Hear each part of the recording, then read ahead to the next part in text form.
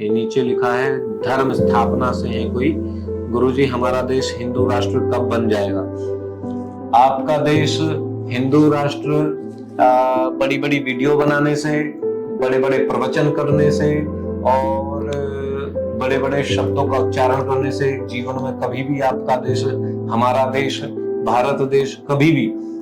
हिंदू राष्ट्र नहीं बन सकता। हिंदू राष्ट्र बनने के लिए हम सबको एकजुट होना पड़ेगा, संकल्पित होना पड़ेगा, संगठित होना पड़ेगा। जब तक हम आपसी फूट में पड़े रहेंगे, जातीय विवादों में पड़े रहेंगे, राजनीतिक मुद्दों का शिकार बने रहेंगे, जो राजनीतिक मुद्दे हैं हम उनका शिकार होते हैं, जब तक राजनीतिक मुद्दों का शिकार होते रहेंगे, जातीय समीकरणों में फंसे रहेंगे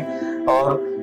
जात के आधार पे एक दूसरे को बांटेंगे, एक दूसरे की अवहेलना करेंगे, एक दूसरे के नियमों को बिना परखे उनके भावनाओं में बह जाएंगे, जब तक इन तंत्र बाधाओं का से दूर नहीं होंगे, जब तक इन तांत्रिकों के चंगुलों से बाहर नहीं आएंगे, जब तक आप बलि प्रथा को दूर नहीं करवाएंगे, जब तक आप अपने आराध्य, अपने देव, अपने मंदिर, अपने संस्थानों का, उनकी छवि का, उनके संघर्ष का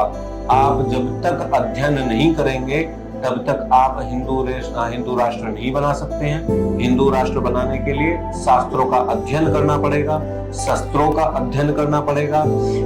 संस्थानों का, मंदिरों का तीर्थ करना पड़ेगा, संगठित होना पड़ेगा, संकल्पित होना पड़ेगा, जातीय विवाद,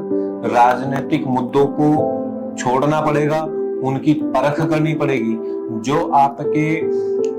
हिंदू राष्ट्र, हिंदू गौरव, सनातन के गौरव को बढ़ाने के लिए आगे आता है, ऐसे दलों का, ऐसे संस्थानों का, ऐसी संस्थाओं का सहयोग करना हमारा परम धर्म है। परंतु जो हमें जातीय विवादों में बांटने की प्रयास करता है, उन लोगों का सहयोग व समर्थन इस हिंदू राष्ट्र के लिए, सनातन के लिए, भारत के लिए निषेध है, अपराध है व देखा जाए तो विष समान है।